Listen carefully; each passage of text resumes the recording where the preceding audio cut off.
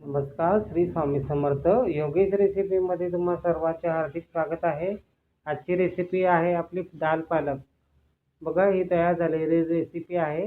अशा पद्धतीने आपल्याला दाल पालकची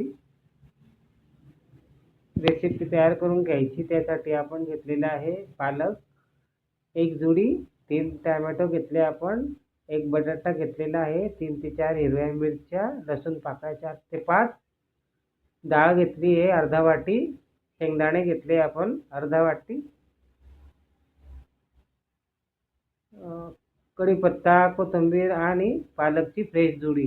आता डाळ आणि शेंगदाणे आपण भिजू घातले होते. आता कुकरमध्ये पाणी टाकलं आणि त्याच्यामध्ये आपण डाळ टाकलेली आहे, मीठ टाकलं, हळद टाकली आहे आणि ह्या सर्व भाज्या व्यवस्थित चिरून घेतलेल्या आहे आपण धुवून.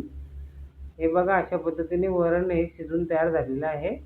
कढईमध्ये आपण तेल टाकलं, जिरं मोहरी टाकलेली आहे आणि कट केलेले टमाटर आणि बटाटा, हिरव्या मिरच्या सर्व आपण व्यवस्थित शेकून घेतले आहे. आता पालक टाकतोय आपण.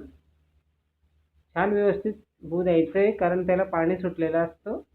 पाणी टाकायचं नाही. जर तुम्हाला थोडं पाणी टाकायचं असेल तर ॲड करू शकतात.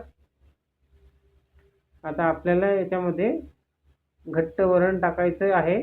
तुम्हाला जेवढं पातळ किंवा घट्ट पाहिजे त्या हिशोबाने तुम्ही ते पाणी टाकू शकता त्याच्यामध्ये.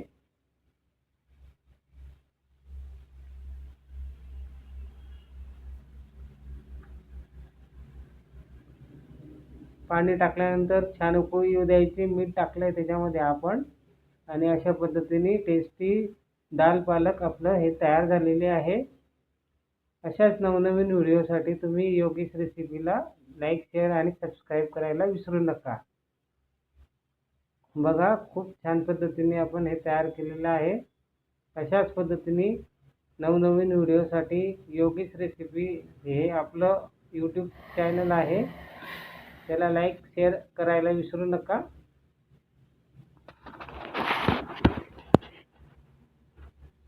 आपण भात पण टाकलेला आहे.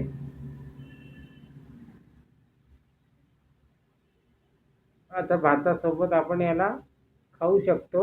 त्याच्यासाठी भात आपण एका डिशमध्ये काढून घेतलेला आहे आणि वरण आपण त्याच्यामध्ये ॲड करतो आहे.